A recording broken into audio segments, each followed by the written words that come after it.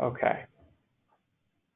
So today's topic is going to be drug diversion in New Jersey and how that ties back into infection control. So what we're going to do is I'm going to start off by talking a little bit about the drug diversion prevention efforts in New Jersey, how that all ties into infection control, what we've done historically, and how that has given way to the New Jersey Drug Diversion Coalition, and sort of give an overview of where we're thinking of going with the coalition in the future.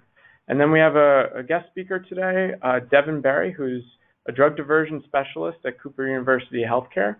And Devin's going to be speaking about her position at Cooper and sort of the importance of that role within the healthcare spectrum. So before we officially get started, I just want to go over some housekeeping items.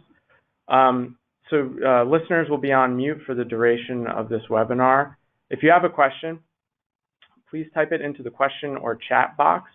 What we'll try to do is after each presentation get to the questions that are in those chat boxes.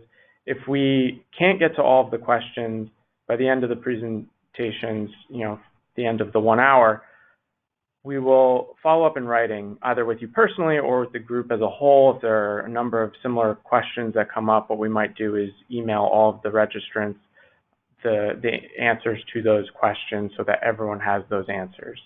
This webinar is being recorded, so if there are colleagues of yours who have not had the chance to listen in live today, it should be recorded and posted to the New Jersey Department of Health YouTube page, and hopefully that goes well. We'll also have that on our New Jersey Department of Health web page in general under ICAR.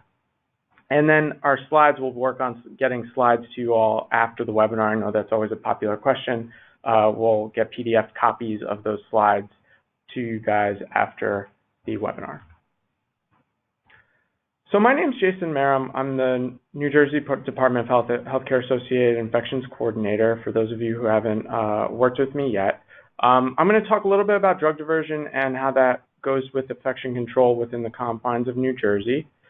Just a little brief background. Drug diversion, in healthcare settings can cause a number of different issues. And typically drug diversion is this broad, diverse topic that affects a lot of different partners within a healthcare system. It could lead to substandard care delivered by an impaired provider, denial of the essential pain medications or therapies that those patients might need. But what we're concerned with today and what we're kind of going to be focusing in on is this risk of infection if a provider tampers with injectable drugs. Now, obviously, drug diversion can occur with pills or injectable medications. What we're going to be talking about is primarily injectable medications because of the injection safety issue. So drug diversion, I think 10, 15 years ago, when it wasn't as much of a healthcare public health issue, was not thought of as sort of this injection safety issue. And what we're concerned with is the indirect transmission of pathogens, specifically bloodborne pathogens. That's your hepatitis B, C, and HIV, through contaminated injection equipment from the healthcare provider to an exposure of a patient. We will be touching a little bit on bacterial pathogen transmission. Generally, we're not talking about patient notification for that type of an exposure because bloodborne pathogens can present asymptomatically, and patients might not know when they're infected, and we would want to have them seek treatment if they were. So that's why those types of exposure events are a little more complicated. They have patient notification letters that go out and testing that needs to be arranged for those patients. So that's what we're going to be discussing today. Primarily, again, injectable medications and the risk of bloodborne pathogen transmission. So there could be many adverse events from drug diversion, and typically when these exposure events happen, they're large-scale events, and they typically will hit the news. The media picks up on them. Whenever patient notifications have to go out in general, it's a big deal. There could be thousands of patients notified. For healthcare providers, too, they might not just be working at one facility. They might be bouncing around different facilities in different healthcare systems or even different states. So sometimes these outbreaks or these patient notification events will cross state boundaries. There's a traveling diverter that one of the biggest hepatitis C outbreaks involved in this spectrum started in New Hampshire, but affected many different states, and there were thousands of people that had to be notified. So these are large-scale issues that we want to help providers and healthcare organizations avoid in general when we're talking about diversion. So here's just a brief overview of some of the largest events that have happened when it comes to drug diversion exposures. Many of them are bloodborne pathogens, hepatitis C in general, but there have been weird bacterial outbreaks as well that have been picked up throughout the years. And you can see as our timeline sort of gets more recent, and this is a little outdated material, this is from the one and only campaign, the Safe Injection Practice campaign, but you can see them clustering a little bit closer towards 2005 and beyond, and I don't think that's because they're just happening more now. I believe that's because they're being reported and investigated more now, and that's what we want to see. Is we want public health and infection control to be involved in these investigations, because these large-scale patient notification events, as we're going to see as we talk about it a little further, they have not, the individuals who are responsible for doing risk management and security at your healthcare facility might not have that background in patient notification or disease transmission that the infection prevention team might have. So it's very important that they're involved early on in the events. So just a brief reminder that drug diversion events are reportable in New Jersey, and that's in accordance with 843E. That's not the communicable disease regulations. Those are the licensed regulations for licensed healthcare providers, facilities rather, for acute care. And when we're talking about which events are reportable, we want to focus in here on the potentially criminal events. That's where this sort of is a catch-all, it sort of falls under. So these need to be reported to the New Jersey Department of Health only a mere hours after the discovery of the event. So we know that sometimes can lead to some confusion. Those would be reported to our colleagues over at licensing, and then they would get us involved if the event dealt with an injectable medication tampering. So again, for drug diversion and infection prevention, what we're really talking about is bloodborne pathogen transmission and bacterial pathogens. Specifically, hepatitis C has really been implicated in these types of events. Their narcotics tampering actually is the leader and provider to patient bloodborne pathogen transmission. It's been documented in a lot of these outbreaks that hepatitis C has really been the primary culprit. And sometimes it can begin with a local health department or state health department picking up weird clustering of hepatitis C infections from their disease registries or their disease surveillance systems, or it can start with an infection, a report of drug diversion, and patient notification letters go out, people get tested, and then all of a sudden there's hepatitis C exposure to that event. So it can happen it could be the signal of an event, or it could be the result of the event afterwards once patient notification letters have gone out. But I just want to touch on the fact that when we're talking about drug diversion, there can be bacterial transmission. Typically, they're clustering of unusual pathogens we wouldn't normally associate with healthcare-associated infections that we normally see. And typically, they might be waterborne pathogens because if individuals are backfilling vials using tap water, these weird sort of water bugs might get into those vials. So on the right-hand side of the screen here is just a screenshot of an Achromobacter investigation that came out. We do not typically see outbreaks of this organism within healthcare facilities, so that would be a signal, an event that something larger might be potentially going on.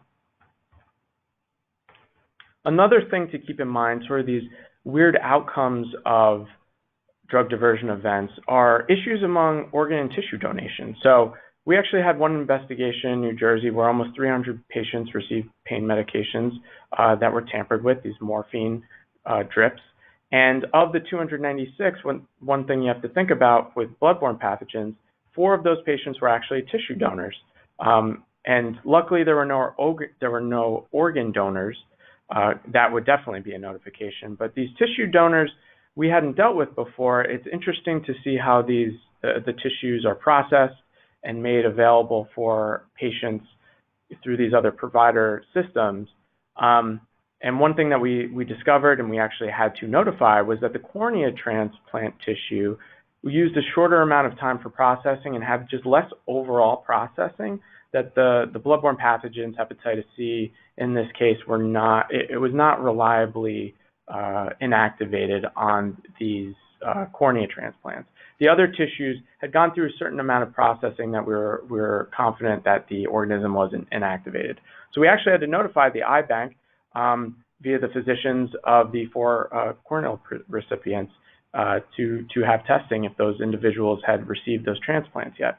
So thinking down the line, not just the individuals who might be getting the medications at the facility, but even one step further removed, if those patients pass away and they are organ donors, if they are potentially hepatitis C, hepatitis B positive, that's something that we would have to notify as well. So, again, these are large-scale events, something that definitely at each healthcare facility, I'm sure, do not want to have to go through this process of notifying patients.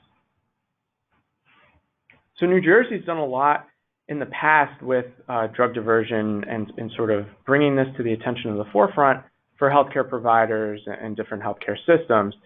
New Jersey received funding from CDC through the One and Only campaign because this really is an injection safety issue. We're worried about providers taking medication out of a vial, injecting themselves, and then going back into the vial with the same needle and syringe, or same needle or syringe, and backfilling with either saline or tap water, and using that same needle or syringe as a Category A infection control breach, injection safety breach.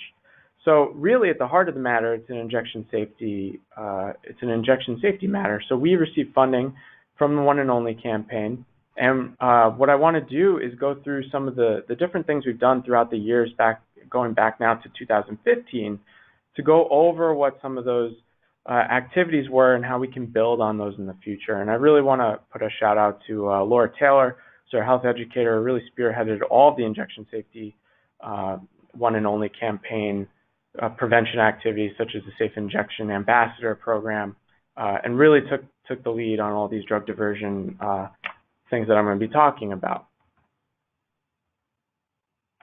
So it really all began with our Drug Diversion Coalition that was started back in September of 2015.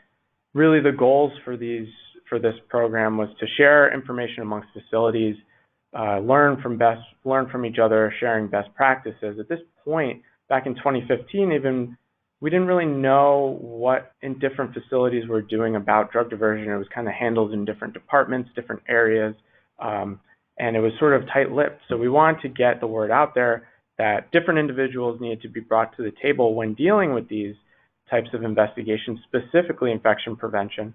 But we needed to start by seeing what facilities were actually doing. So we actually, at its peak, there was a membership of 80, and it included various individuals from regulatory agencies such as the Department of Health, the Board of Medical Examiners, NJDOC, and then there was different members from different organizations and departments within those organizations. So you have infection prevention, risk management, administration, nursing, pharmacy consultants, and even individuals from ambulatory surgery centers, specifically their administration. This was primarily an acute care-based program at first, and it was something that was expanded to ambulatory surgery centers as we went on. And that's something I want to talk about later, is can we expand to other areas outside of ambulatory surgery as well? So through this coalition, they were able to develop drug diversion exercises. So it's really this concept of a table exercise that was suggested to the coalition, and members from the coalition were participating in this pilot project, and really what it came down to was 4 facilities volunteering, and there were 3 scenarios featuring drug diversion using injectable medications. And it was really a good collaboration between our department at Communicable Disease Service and the regulatory side, which is Health Facility Survey and Field Operations, to create these scenarios, because we could come up with the scenarios at Communicable Disease Service, but it's very, we aren't in facilities as often as Health Facility Survey and Field Operations doing their inspections. So having those realistic scenarios that were grounded in reality were very important to us. We were able to collaborate with them to talk about these scenarios. So we wanted to get everyone involved at each of these different facilities and really have them include as a wide variety of staff as possible. So participants from different departments were included. They had administration, pharmacy, infection prevention, security, and risk management, quality improvement, all these different groups that might not necessarily interact with one another, but getting together at the end of the day to discuss these types of events. So we wanted to really take a look at what policies were available in relation to drug diversion, highlight the strengths of those policies, and then identify any gaps in those existing written policies, figure out ways to train staff and communicate with those staff about those policies, and explore in detail about the process of responding to a drug diversion incident, internal and external. So whoever you're going to get involved internally, and then how are you going to report out afterwards. So just very quickly, I want to touch on some of the findings because it might enlighten some of you all on the phone of some of the things. These might be common findings that you might share at your healthcare facility. So really, no surprise to anyone, I think, at the beginning of this project was policies really varied facility to facility. Existing relationships among the internal departments were quite strong, but there was inconsistent reporting of drug diversion incidents to the different regulatory entities. And again, drug diversion is not as straightforward in terms of reporting as, say, reporting a general infection control breach because of the issue of getting the police involved, getting the different licensing boards involved, the different RAMP programs or those types of programs. So what we want to do after this, and I'll show you a little sort of a preview or a screenshot, is we created an algorithm based on this to show what facilities should report to and how, which I think was a major help for facilities. And then facilities just in general were unaware of the potential for disease transmission associated with this injectable medication. And part of that was because they weren't involving their infection prevention team from the onset, which was something we wanted to recommend. So again, infection preventionists didn't really play a consistent role. They weren't always included in the communication of a drug diversion event. If they were, it might be later in the game where they would have to play catch up and not on the onset. Staff that had drug diversion committees, they might not have been a part of the committee at the beginning. Most facilities didn't have experience with large-scale patient notification or any patient notification. So thinking through things like setting up testing logistics, how to communicate with patients, whether or not how to communicate to patients that they could go see their own provider if they don't want to go get testing at a laboratory or a hospital set up by the facility. These are all things that need to go into patient notification events, and they're very detailed, and they need to be thought through. Logistics are a very large part of it. And then the policies varied on routine drug testing for employees. And there was a difference between the diversion events, injectable medications versus the pills, that was not really appreciated. Again, we want to highlight that while both are serious, injectable medication diversion is really what we're concerned with from a public health standpoint.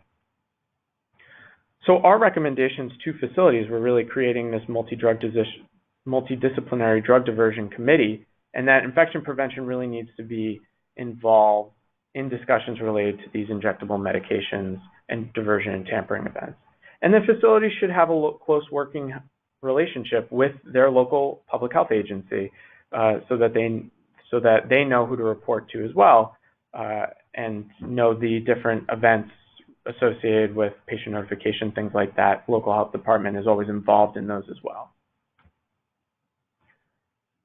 So we came up with sample policies for individuals to have because these policies varied facility by facility. Obviously, it's difficult to lay out in exact what needs to be included each time, but we were able to come up with some at least draft templates for facilities to go off of, and those were posted on the One and Only campaign website. And this is also for not only for acute care, but for ambulatory surgery centers as well. And as I mentioned before, this is a copy of the algorithm that we put together and the different agencies that need to be notified so that no one would get in trouble for not notifying one of those agencies in a timely manner. And then lastly, we created a drug diversion conference. This was an annual conference where we invited public health, healthcare facilities, and different regulatory agencies. And we got a good attendance between 130 to 150 participants. There were CEUs that were offered. That's Laura Taylor I mentioned before in the bottom left.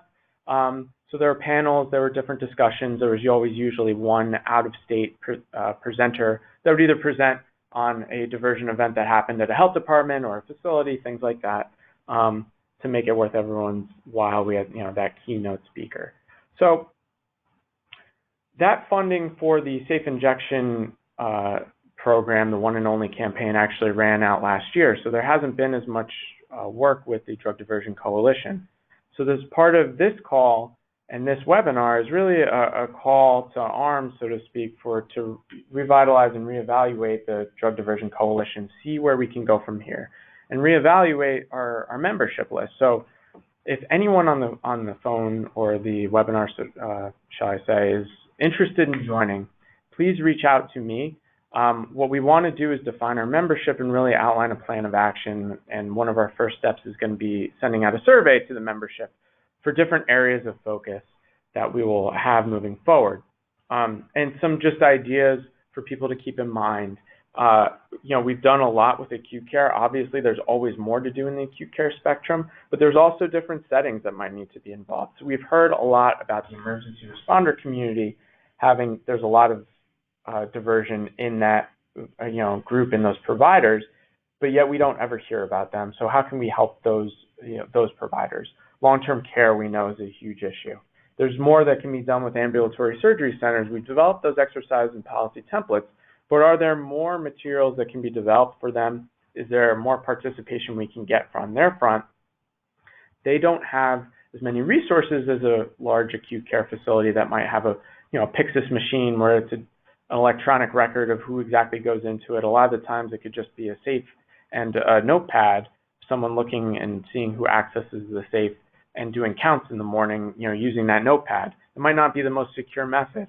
So how do you do surveillance for those narcotics, and how do you keep better track in those settings? One-room ambulatory surgery centers might even have less resources than the larger ambulatory surgery centers.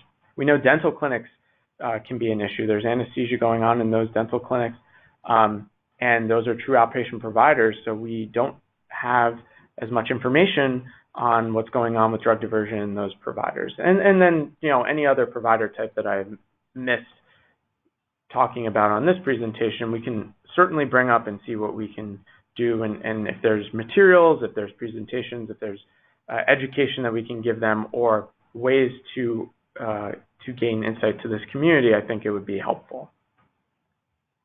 So if interested, please contact me. This is my email and my phone number, and I'll leave this up at the end of the presentation. And if anyone has any questions, we can take them at the end of the presentation. But for now, I think I want to keep things moving and hand it over to Devin Berry. So Devin has been a registered nurse for over 15 years at Cooper University Healthcare. She has a background in oncology, medical surgery, surgical intermediate and telemetry nursing, and nursing leadership. Recently, she just transitioned into the drug diversion specialist role. And in this role, she's really focusing on drug diversion prevention, detection, and the mitigation of risky practices related to drug.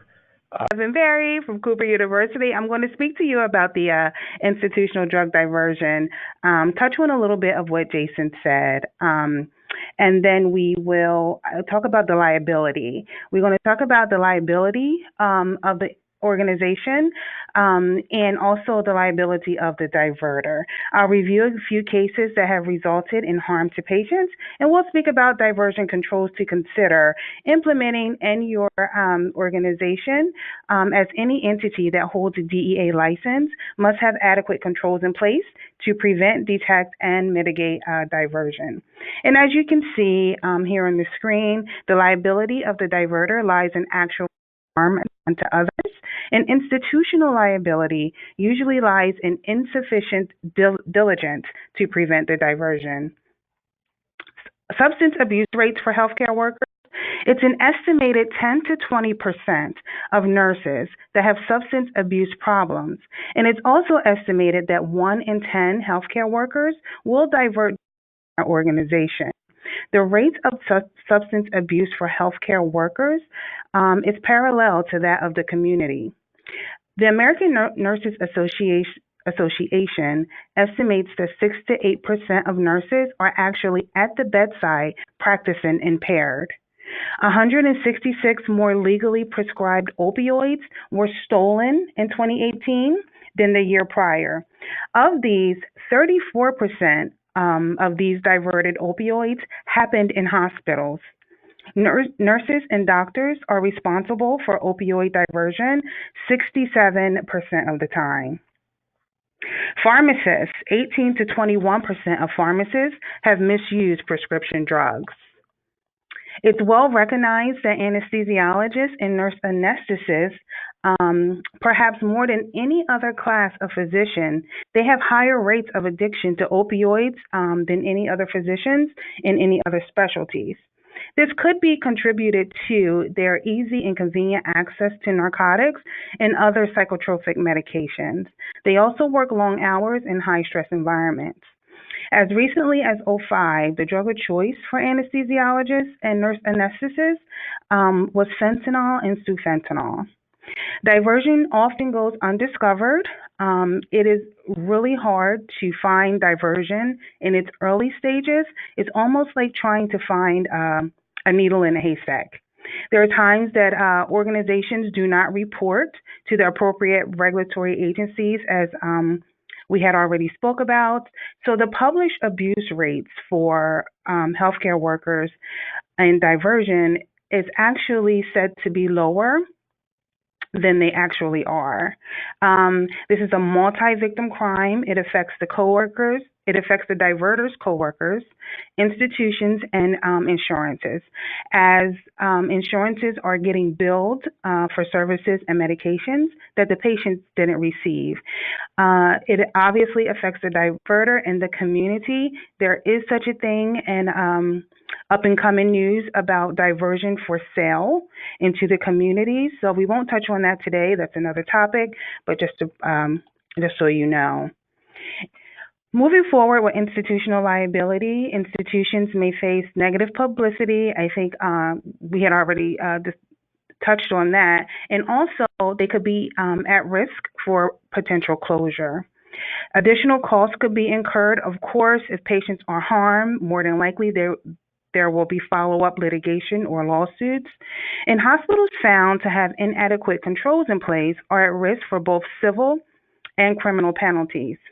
There was a study done by the Mayo Clinic just in 2019, and over 650 hospital executives and providers were surveyed.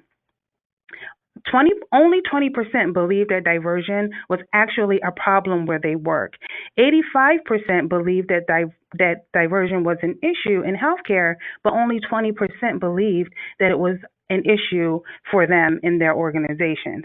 This is clearly problematic because diversion can and absolutely will happen wherever narcotics are stored, handled, and or administered. It was already spoke about. It happens in long-term care facilities, ambulatory care centers, home care, and there's new studies of it happening in emergency transport. Also, diversion is not necessarily a focus for hospitals because most lack the resources. The investigations are extremely time-consuming, and preparing a diversion program can also be costly. Diversion typically follows an inexorable pattern of escalation. As the addiction grows, so does the desperation to get the medications. Many diverters began diverting from narcotic waste, and this diversion is really difficult and almost impossible to detect. The Mayo Clinic does random waste drug sampling, so they go up to the units, particularly the ORs and the anesthesia care areas, and they test the waste that is prepared. And they found in syringes toilet water and saline. They found tap water and other drugs. So the employees are taking the narcotics for themselves and refilling the syringes as if they had a narcotic waste. And this is extremely dangerous, as it was already touched on. And we'll talk about a few cases where patients were actually harmed. Many facilities have a culture of complacency about waste procedures. It's very lax. Nurses will and other licensed professionals will waste with each other without actually seeing the narcotic get destroyed. At some point, the quantity of drug needed to support the addiction exceeds the amount available from waste, and other methods will come into play. This is where we see the tampering and substitutions, and this is so dangerous and desperate. This is where patients become harmed. The DEA has been visiting organizations throughout the nation. And in 2015, Mass Gen in Boston, they paid over $2 million to settle allegations for their lax controls that enabled their employees to divert narcotics for their personal use. Again, there was a California health system. They paid over or almost $2.5 million to settle claims. They had 3 facilities, and they failed to provide sufficient security, and their employees were allowed to divert drugs. Another large health system in 2014 paid over $1.5 million for the same thing. And with all of these cases, the government required those organizations to take a rigorous action plan or face closure. Adequate controls are absolutely necessary to prevent and detect diversion within your organizations. And compliance. Compliance is huge. Compliance and adherence to those controls is paramount for a successful diversion program. So the liability of the diverter, it lies in the harm done to others. In '09, there was a nurse anesthetist that diverted fentanyl. So again, taking the fentanyl from the vial, injecting themselves, using the same needle to refill the syringe, and putting the liquid of whatever it was, more likely saline, or we hear of blood pressure medications, and putting that back in the vial, or giving that or administering that to the patient.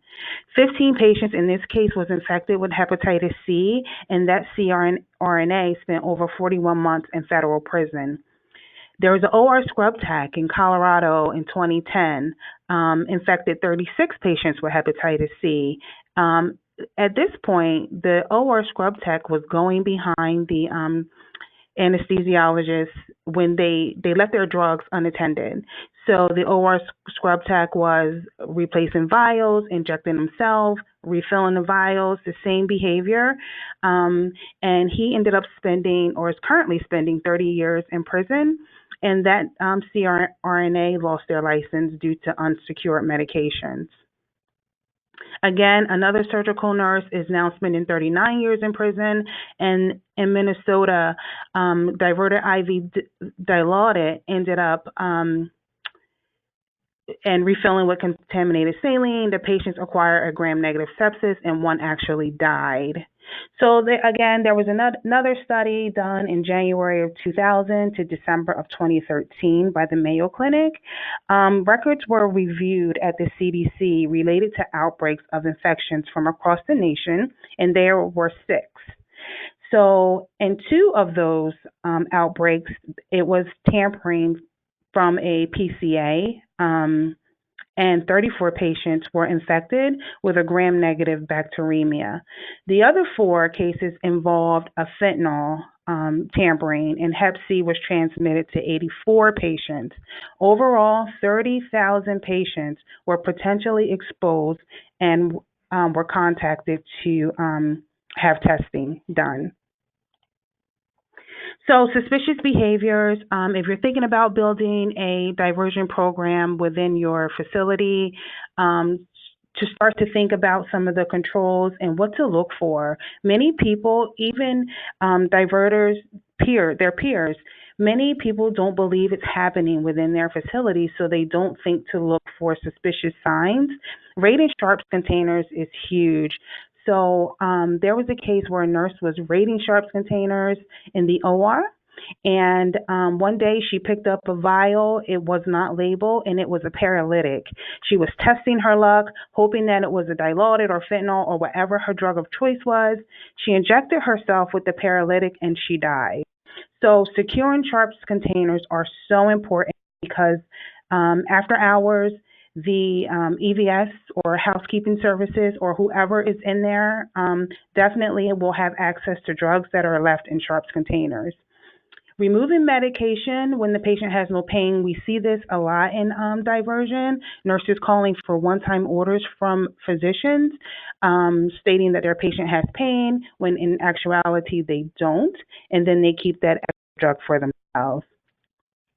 New nurses become victims of my next point, removing drugs under the sign-on of a colleague. So when nurses are on orientation and their preceptors are watching over them, sometime they could retrieve their passwords to their Omnicell or Pyxis or whatever and remove drugs under their sign-on.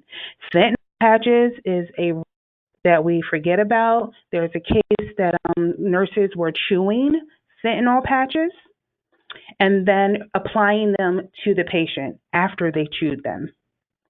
And then we talked about tampering, which is, of course, the most harmful.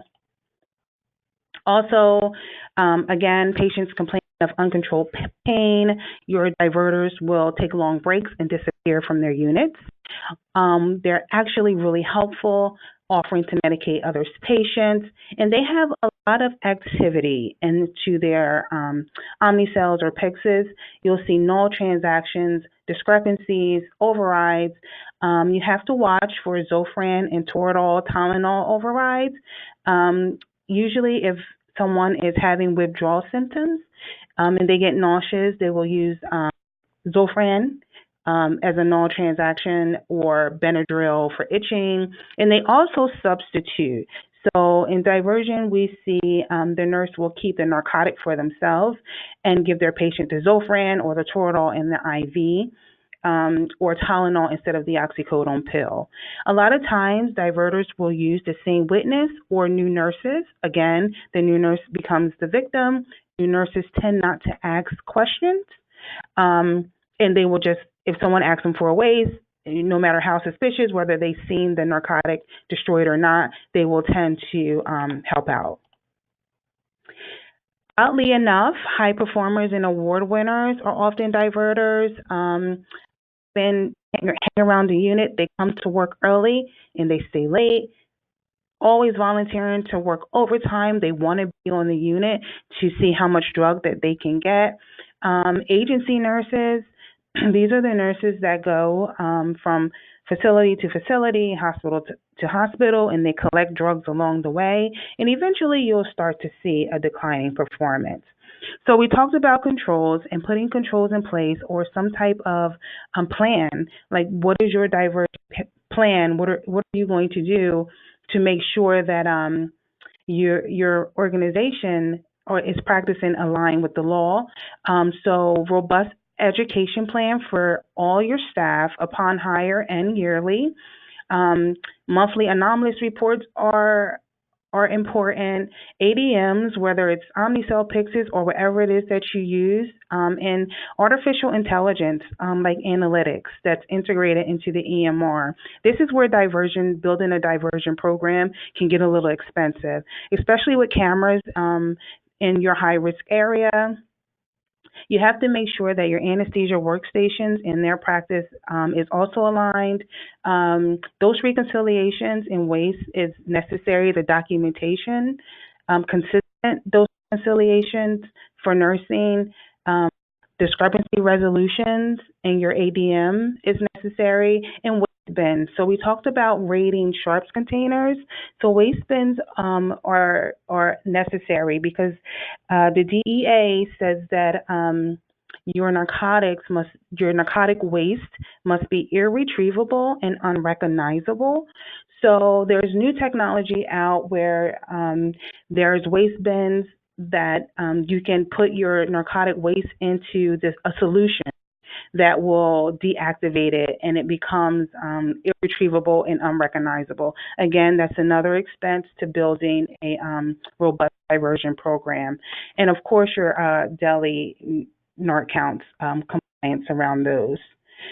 So you most certainly want to engage your staff to report suspicions and make sure that they know that diversion happens everywhere. 24-hour reporting, anonymous reporting is also necessary. A diversion response team is necessary. So if you think about if you have a diversion in house, what are you going to do? What does it look like? Who are your stakeholders, and how are you going to mitigate it?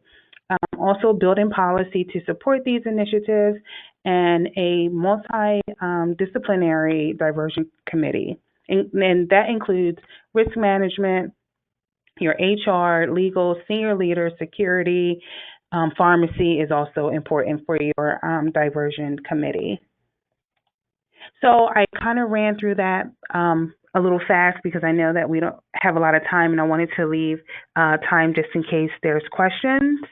Does anyone have any questions?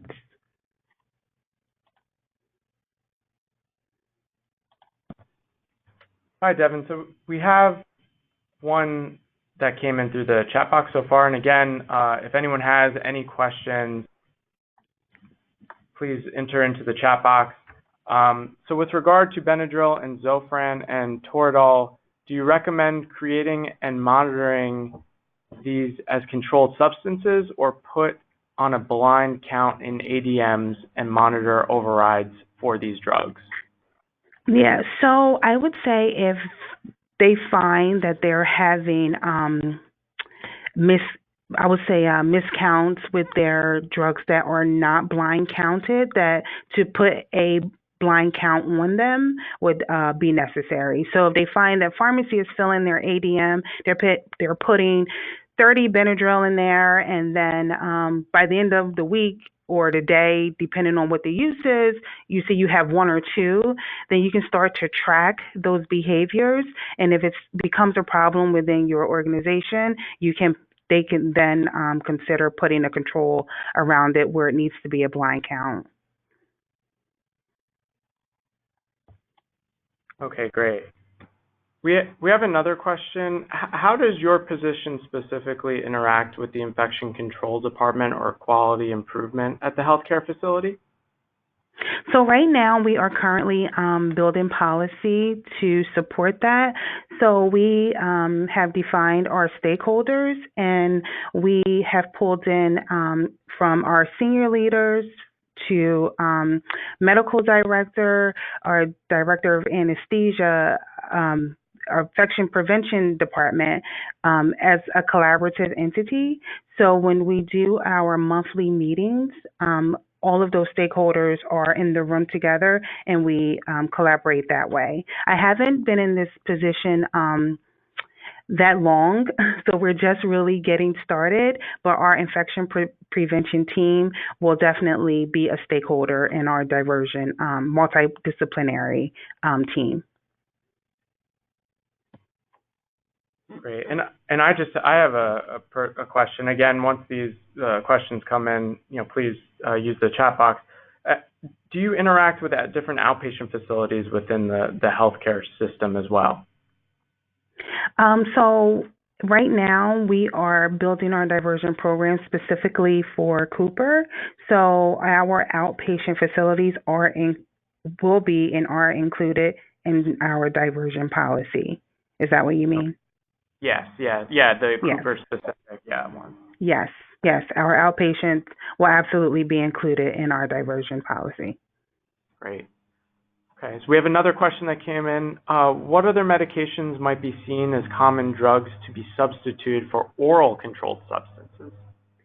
So we see Tylenol for sure, Toradol, PO, I just lost my thought. Tylenol, things like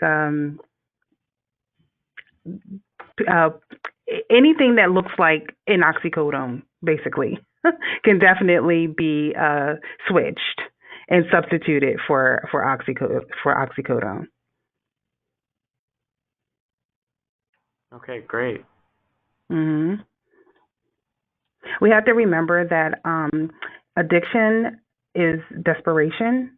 So diverters will use anything that they can get their hand on to give it to their patients and keep the narcotic for themselves.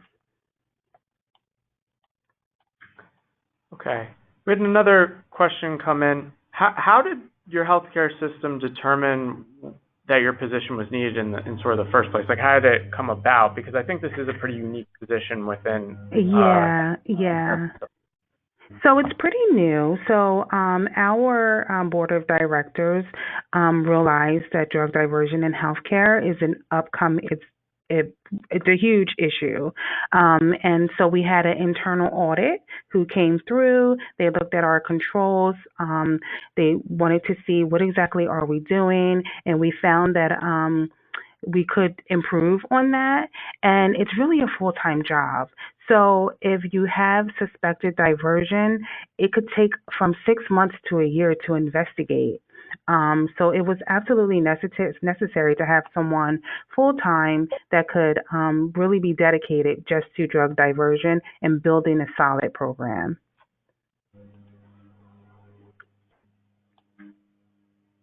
Okay.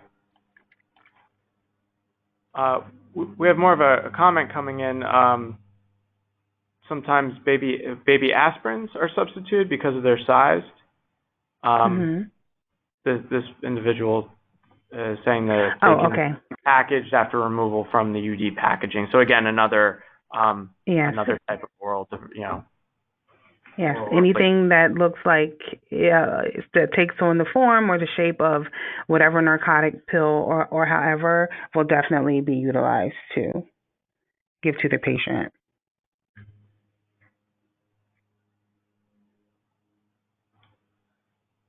Another question is, do you work with the cancer center over at Cooper as well? Yeah, so our whole organization went under an audit, so we're one entity. So that would be, yes, we do the whole entire anything with a Cooper name on it falls under the umbrella.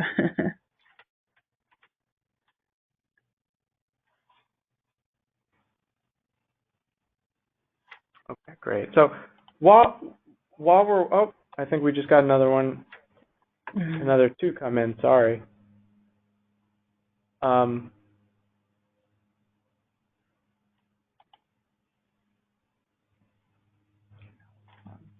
we're getting a few coming in right now. So Okay. in a smaller dental setting, how would an infection control plan be implemented to include drug diversion without EMR? So that, yeah, it's certainly difficult. If you're not equipped with EMR, it's almost impossible to sort through and do an anomalous reporting if you're not electronic. So I'll have to say I'm not sure. It's I would say it's impossible. So even if you're not equipped with Omnicells or Pixis or whatever, um, it's it would be difficult. You would have to sift through the paperwork, to see if and you could find anything that would stand out as curious. and I think that's something that, we could certainly discuss at the health department about putting Mm, together materials to help those types of settings. right, Because again, there's fewer resources there. right, Um, exactly. Again, similar question, how can a drug diversion plan be implemented in the home care industry? Again, that's a good question. That's a setting I didn't Yeah. get into as much. I don't know, Devin, if you have any thoughts about home care. Well, I would say as of yet, we haven't had any home care diversions or issues coming out of our organization. But just from personal knowledge, I would encourage that you educate the patients, um, to make sure that they're keeping their narcotics safe. And because otherwise, it would be very difficult. But that would be another great topic to discuss at the coalition Sure. and We pull had those another, stakeholders in. Yeah. yes, yes. We had another comment Mhm. come in, also something to look for diversion. The overusage of the anti-nausea meds can be Yes. indicative of diversion, Yes. as those workers are taking those medications to manage their withdrawal symptoms. So again, something else to look for. Yes. Yep. The Zofran Benadryl is also one that is used to manage withdrawal symptoms and also used to substitute.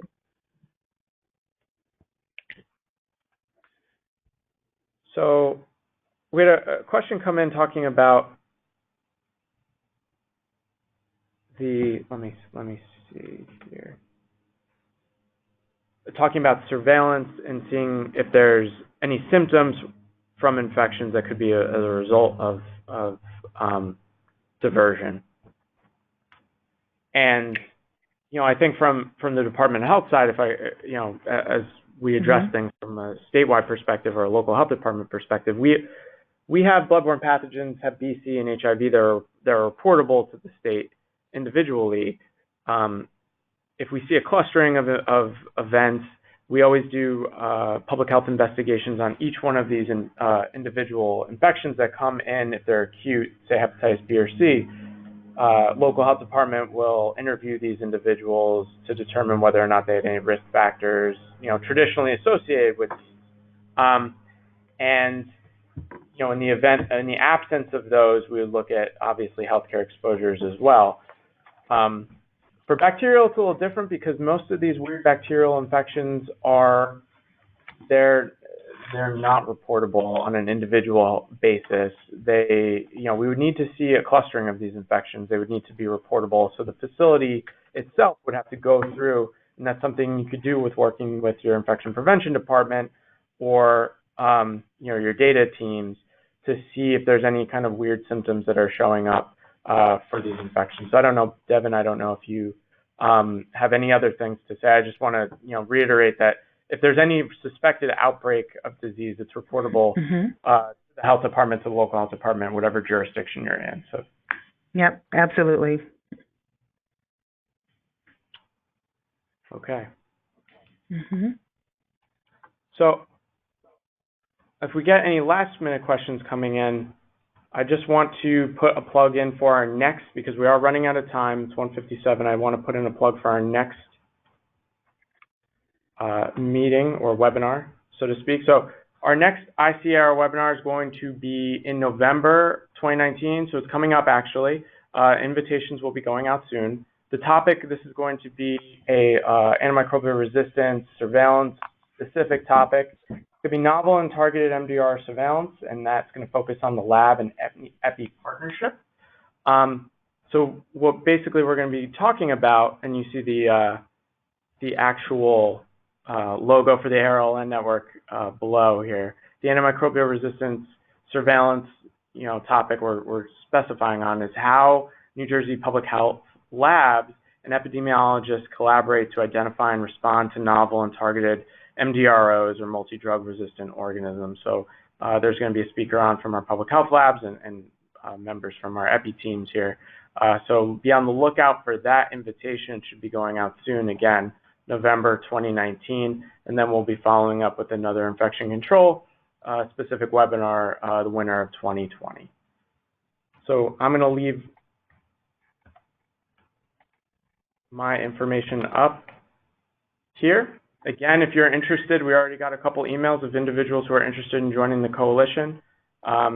Please email or call us. I want to thank Devin for your great presentation, your insight. I think we're definitely going to be reaching out. I want to learn more about some of those studies that we're showing. I think one of the ones that was really interesting was the 2019 one, showing there was only 20% of the healthcare providers and administrators thinking that there was still a problem within their facility. I think that's pretty alarming. So, really good to bring that to everyone's attention.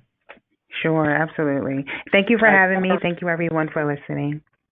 Great, thank you. And I do want to remind everyone that we are recording this. It should be up. If the recording goes through successfully, we'll be posting it on the NJDOH YouTube page as well as our healthcare-associated infection page on the Communicable Disease Service website. Okay, and if you have any other questions that we did not get to address here today, please shoot us an email, and we'll try to get to those in writing for you all. So thank you, everyone, for joining, and we wish you a great rest of your afternoon. Okay, bye-bye.